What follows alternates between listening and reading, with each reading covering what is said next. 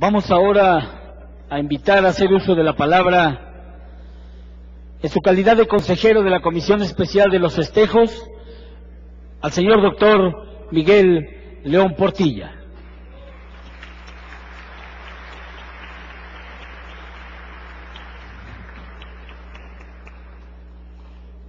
Senador Carlos Navarrete Ruiz, presidente del Senado de la República.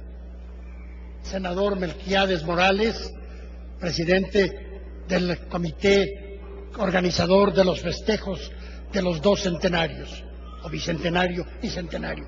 Señores del Presidium, señoras y señores, sobre todo compañeras y compañeros indígenas, descendientes de los pueblos originarios de esta tierra que en náhuatl podíamos llamar Tonantlantsin, nuestra madre tierra. Axcan Cayeneli Mahuistiquilhuit. Hoy en verdad es un día grande, maravilloso. México tiene una larga historia constitucional. La primera constitución que nos rigió fue la Constitución de Cádiz, que se promulgó en 1812. ¿Por qué fue la primera? Pues porque todavía, aunque ya estaba la guerra de independencia que había iniciado Miguel Hidalgo y que continuaba con mucho éxito José María Morelos, sin embargo, esa Constitución fue jurada aquí en México.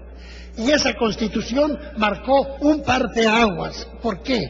Porque en ella, lo que era el antiguo régimen, en el cual se creía que el soberano gobernaba en forma absoluta por la gracia de Dios, eso se cambió por decir que era un soberano constitucional que gobernaba por el voto del pueblo, en el cual reside la soberanía, como ya lo habían declarado mucho antes el primo Verdad y Ramos y también otros ilustres mexicanos.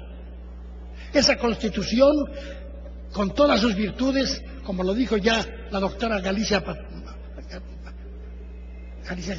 Patricia Galeana, nos dio, claro, muchas cosas buenas, pero empezó ese proceso de decir: aquí ya no hay diferencias, todos somos iguales.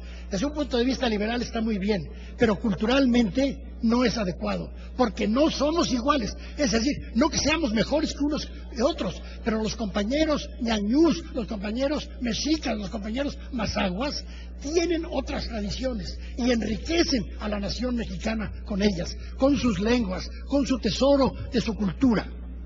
Viene la Constitución de Apatzingán, que se promulga en 1814, con Morelos, después del Congreso de Chilpancingo.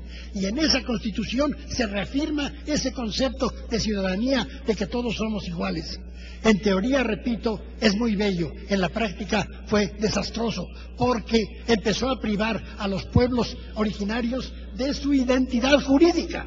La identidad jurídica. Antes tenían repúblicas de indios, juzgados de indios, propiedad comunal, derecho de gobernarse a sí mismos, la autonomía que ahora reclaman. Viene después la Constitución de la República Federal de 1824. Se reafirma eso mismo. Don Carlos María de Bustamante, uno de los padres de la independencia de México, decía: oigo un ritintín, que ya no hay indios en esta tierra, pero los veo por todas partes.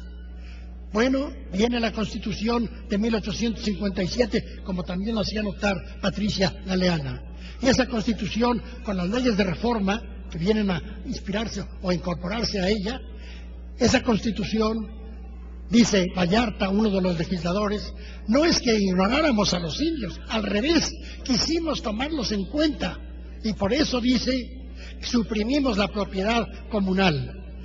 Ya las leyes de reforma la habían suprimido con objeto de lograr que el clero y las corporaciones religiosas, dijéramos, soltaran sus bienes para que no tuvieran un poder político.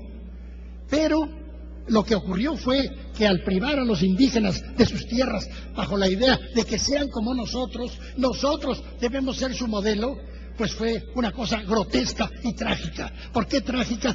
Porque inmediatamente después vinieron los latifundistas y se iban apoderando de las tierras de los indígenas, y así fue que durante el porfiriato, el gobierno de Porfirio Díaz, entonces quedaron casi desposeídos, quedaron de peones en las haciendas, hacinados en los peores lugares, los pueblos originarios. La Constitución de 17, gracias a los zapatistas, gracias a Emiliano Zapata, que luchó por la restitución de las tierras, en el nuevo artículo 27 reconoce que puedan, digamos, volver a organizarse los ejidos y vuelve a establecerse la propiedad comunal. Después, ya más para acá, ha habido oscilaciones en la reforma agraria, que queda confuso esto de lo que es la propiedad comunal como algo inalienable e imprescriptible. Pero es finalmente con la reforma del artículo 2, que ya leyó Natalio Hernández en náhuatl y en castellano, cuando la nación mexicana en su Carta Magna reconoce que somos una nación pluricultural, pluriétnica, plurilingüística. Eso, lejos de ser un problema, es una riqueza. Fíjense ustedes, Suiza, un país muy desarrollado. Allí tienen ustedes gente de origen alemán, de origen inglés, de origen francés y de origen romanche. Y reconocen que son pluriculturales, plurilingüistas, y reconocen que es una la Confederatio Helvética. Así como dice este artículo, reconociendo que México es uno, reconoce también su riqueza. La biodiversidad se tiene como un tesoro. Imagínense ustedes la diversidad cultural y lingüística. Cuando muere una lengua, la humanidad se empobrece. Entonces, yo reconozco que es un día grande porque gracias a la iniciativa de Patricia Galeana, gracias a la disposición del Senado de la República, se traduce esta normatividad nuestra, la máxima, a una lengua indígena, la lengua más hablada por cerca de 2 millones de personas. Yo espero y deseo, y quiero manifestar esto, que ojalá que la Constitución se traduzca por lo menos a las 6 lenguas más importantes. Ya sabemos que está traducida a la lengua maya yucateca, pero ojalá que también pueda ser a la ñañú, a los vinizá, etcétera, para que finalmente tengan acceso a ella. ¿Qué más puedo decir? Pues que es un día de gloria. Quiero citar un breve poema de Nezahualcóyotl, porque en ese poema podíamos ver algo que hubiera tenido él como maravilloso si pudiera haber estado con nosotros. Dice así: Axcan no yon kimati, ni quita in xochitl, ni cuica in nicaquin cuicatl, maca cuetlahui. Ahora lo sabe mi corazón. Escucho un canto, contemplo una flor.